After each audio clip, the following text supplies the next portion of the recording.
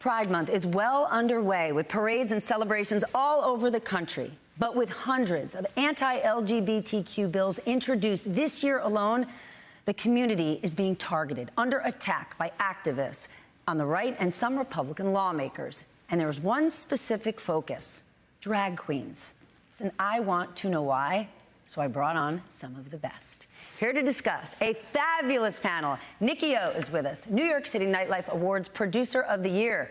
Julie J is here, legendary drag queen, activist, and creator of Stand Up NYC. Rosé is here, RuPaul's Drag Race Season 13 finalist and off-Broadway star, and Mariée, a trans woman, activist, and superstar drag performer. Ladies, I am so happy you are here because dozens of states across this country are targeting drag performers. What do you want our audience to know? What do you want us to understand about drag? Oh my gosh, I think first and foremost that drag from its very inception, I say this all the time, we're leading with love in everything that we do. Everything that we put out into this world comes from a place of love, of truly just championing being yourself. You know, really showing who you are as an individual and being proud of that individual that you are. You know, it always makes me laugh a little bit when there's so much in the news about drag as this malicious entity that's looking to dominate culture in some way or another, and that's not what we're looking for, you know. And I think even as greater, the LGBTQIA+ community, you know, no one's looking for domination in any way. That's not what we're about at all. So what is drag? When someone says drag queens, what's a drag queen? I mean, drag is a costume. I'm an actor, and I made that connection really clearly recently. It is a costume, and you're in drag right now. Everybody's in drag. You are wearing this to your job. You wouldn't wear that at home. You wouldn't wake up and have that on. And I assure you, my face, well, not even close. Not even close. We're all in drag, right? So, but we are. We assume a physical presence to match what society has told us we are, or you know, what we dive into. There's an expectation. Drag, at its best, is dismantling that expectation, because somebody like me is not supposed to look like this. But baby, why not? You look good. Then if it's a costume born out of love, where do you think this anti-drag hate is even coming from? Why? I think in a lot of ways it's just that people don't know what to expect from us and are fearful of it. And I find that oftentimes in our audiences, we have a lot of shows where many a time it's their first time ever experiencing queens or a drag show, period, and oftentimes they have no idea what to suspect. How many times have we walked up to a table before a performance and they just look at us bewildered and think that we're gonna be like angry or mean or scary, and then they are just so, their expectation is so subverted when we're actually just people and that we just wanna have fun and bring out the joy in them. So I think drag, I think people are just scared of what they don't know, and really, if you were able to just experience it, they would realize it's certainly not malicious. It's not trying to do anything than entertain and bring out queer joy, but really just joy, period. Here's what I want to know. Why is it that people obsess over understanding, well, who do you date? Who do you want to go home with, right? Nobody asks, right, the kind of sex my husband and I have. That would be a rude question. But they don't think it's rude to say, but if you're a drag queen, when the show's over, who's your boyfriend or girlfriend? What do they look like? Why is there this obsession with your sexuality? I think people fear what they don't understand at their core. But why do they need to? Why do they need to understand? Absolutely. I think as a society of people, we've reached a place where understanding is what we're pushing towards. I want to know what's happening. I want to know why it's happening. And I think what a lot of people fail to realize is that there are many people in this world who do not have the privilege of being able to live in a world that fits being straight or cisgendered. That's just not an option for them. In the same way that I can't look at you and say, how are you born straight or cisgendered? It's not a fair question to ask a queer person, a trans person, a non-binary person, or a drag queen, anything of the sort. So in relationship to my personal life, I tend to go along this idea that if you're asking, it's because you're interested. Ooh. And if that's not the case, then it's not your business. You know what I mean? Yeah. But I think to your question, Stephanie, oftentimes that wouldn't really be the question that someone would come up and ask after the show. It's really not about sexuality or relationships. More than not, it's oh, do you go take that? It's about gender rather than sexuality. And gender is not sexuality. You know, are you a boy underneath it all? Which there's so many types of drag and so many different identities of people that participate in drag. It's not just men putting on, you know, female drag always. And we see that a lot in New York and in every town, really. There's drag kings, there's trans women that do drag, there's trans men that do male drag. There's straight people that do There's straight people that do drag. So absolutely. that's more the question that we get rather than, you know, who's your boyfriend, who's your girlfriend. And is that a fair question? It might not be anybody's business who you go home with, but is it a fair question, right? I watched RuPaul's Drag Race with my kids, and they're saying, is this person a drag queen? Is this person trans? Like, trans and drag do intersect somewhere, yes? Absolutely, I'm right in your face. She's sitting right there. I think the most important thing about understanding these intersections, right, is that for a lot of us, we didn't get the chance or the opportunity to define any of these things for ourselves. They're just who I am.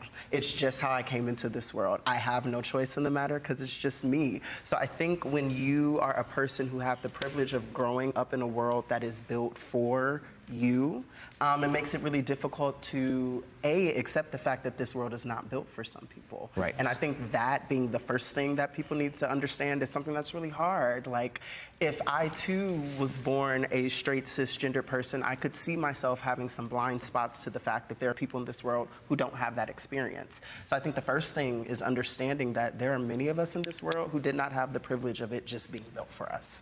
And we are taking that space to create a world that we can see ourselves inside of. And that's not a malicious thing. That's just me asking you to respect my survival, because I had no choice but to respect yours. And your existence. And your existence. Because we're not going anywhere. We are here. And you would think that asking somebody to respect our existence is just asking bare minimum. the world. I mean, my goodness, it's the bare minimum, right? We're talking about bare minimum of respect of a fellow human being. That's, to me, that's what baffles me. You know, when we're talking about all these questions and the details of everything, I'm like, you know, we really need to meet each other as human beings first. Can we do that first? And then all the extra, then we can dress up.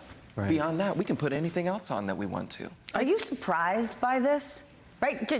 Are things worse for you today than they were 3 or 4 years ago? No. History is cyclical. Yes. And that's something that we really need to understand. What does that mean? Foremost. The times that we're in, they're not unprecedented times. Our queer elders and founders have been struggling with the same things we're struggling with today. When you think about the people like Marsha P. Johnson, what she was fighting for is the very thing we're asking for right now. Basic respect. And many suffered in silence because they didn't have a platform. And continue And they to. still do. And still do. It's a lot of people, for me to be sitting at this table today, I'm counting what a privilege it means for me to be in front of millions of people, being able to shed light on what it means for trans people to have the right to exist in this world. So I think the first thing to understand is we're here. Yeah. And we've been here, and we're going to continue to be here. And the people who are here before us are fighting for what we're fighting for now.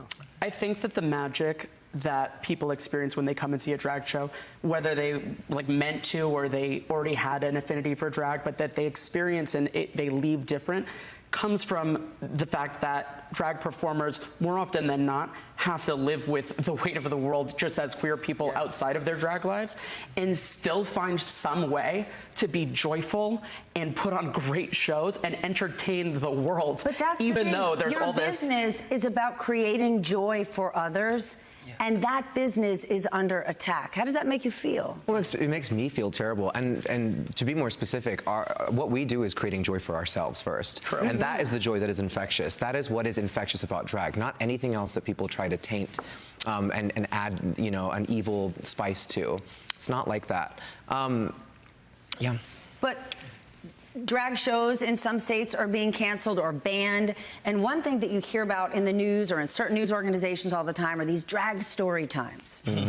Help me understand this. For somebody who doesn't believe there's anything nefarious, why is there drag story times in libraries for young children? What's the reason for it? To encourage children to read, to enjoy reading, right? Yes. To get to put their little noses in books and get them reading. That is literally what it does. If this beautiful person can read a book, then oh my God, so can I think, yeah. Especially if they're looking like a character out of the book. Out of a fairy tale. Suddenly a cartoon come to life. If only we could read. If only. It's true. To the person out there, and I'm not saying it's right or wrong, but who's saying, I'm exhausted by this. I can't keep up. I can't keep up with the LGBTQIA. What do you say to that person? Why is it important for people to get this right? Absolutely. Well, I think that, I'll preface this by saying the rest of the world keeps up with a lot of things, okay? There's a lot of things in the world that other people keep up with. Football, basketball. There are people that I can talk to, they can name every person on a team, every score, every move that somebody made, right? But when we're talking about a group of people who have been a part of the fabric of our country from its inception, truly, I mean, from the beginning of human history, really. Do you think people realize that? Because right now they're going, where is this coming from? Suddenly there's all this everywhere. Did they forget that this always existed? Or maybe there were many, many people who were suffering in silence for years who never got to even express themselves? Absolutely. I think people don't know, if they don't, because we have not had the visibility, and that is what we are providing for ourselves. And hopefully, well, evidently for others, that is why people are up in arms now, because of the visibility of drag, because of massive platforms all across the world with huge fan bases like RuPaul's Drag Race that are inspiring children to express themselves. And that's dangerous, right? Children expressing themselves, having personality, being unique, loving themselves. Then do you think there's, and I'm hesitant to say a silver lining to this anti-drag movement we're talking about it. Right? Here are the 5 of us sitting here tonight, and you're getting your message out to the world. So is there any silver lining that in the end, this will elevate you? I think the silver lining is that it has galvanized us as a community, not only drag performers and fans of drag performers, but just our whole queer family worldwide and, domestically alike. We are just saying, no, you can't tell us that this is nefarious, to use your word. It's not, okay? We don't want to, we're not coming for your children, okay? We're not pedophiles, we're not monsters, we're not criminals. We're expressing ourselves with this art form that has helped us find who we are outside of when we're performing, and has brought in all of these myriad talents that all of us possess to do this particular form of art. So it has made us come together as a community, and which is why we are all so happy that the 4 of us were here today. We're like, well, we can't wait to rep for our community, because it's not these things that they say it is. And it's necessary. It's necessary for us to be here, to be talking about these things, because I really think that that's what's missing. Sitting down and having a conversation. A lot of people are taking, 5-second clips that they find online, and then, writing these whole statements on them when there's no context to these moments. There's no discussion about what a drag queen story hour, what is that doing for children? And matter of fact, let's have a conversation. I love the answer. You know what it's doing? Teaching them to read. Teaching them. Yeah. Which, of course, is an issue since people want to ban books now. So let's get rid of reading. Then I know I'm out of time, but I have to ask you, do you feel safe these days? Ooh, that is even in a place like New York that is progressive and cosmopolitan, do you feel safe? I think safety is definitely a relative term. I think something that we take for granted as human beings is how terrifying it is to try to be yourself in this world. I think a lot of the fear around what it means for us to exist is that we are beacons and examples of being yourself at the center of who you are. And that scares a lot of people who don't have that access. That scares a lot of people who've decided to follow patterns and ideals that maybe not have been built for them, but they didn't have the strength within themselves to define it for themselves. So for me, am I afraid? No, because my life daily is resistance. Every day that I wake up, I am in someone's face, proving them wrong. I am here, I am trans, and that's gonna make some people upset, but I can't help that. So I have to continue to find within myself the nerve to keep pushing, because it does take it. Talk about it. And in that way, recognizing that if my life is in danger so that someone else's doesn't have to be further down the line, that's a burden that I'll willingly take on, so that the child coming behind me doesn't have to. That's everything that we're doing right now. It's exactly that. But you know what? Just like any other group of people, there's a whole spectrum of identities within the world of drag too. And it is also our responsibility to defend the more vulnerable elements within our community. So what we need to do is protect our trans brothers and sisters in and out of drag, whether they perform in drag or not. That's what we gotta do. So it's beautiful that you take on that burden. You shouldn't have to, and I will be here for you. We absolutely will. My ladies, my pioneers, mwah, thank you so much for having this conversation, for being here, and for all that you do. Thank you. Thank you so much. Happy Pride. Thank you, thank you, thank you, thank you, thank you, thank you, thank you.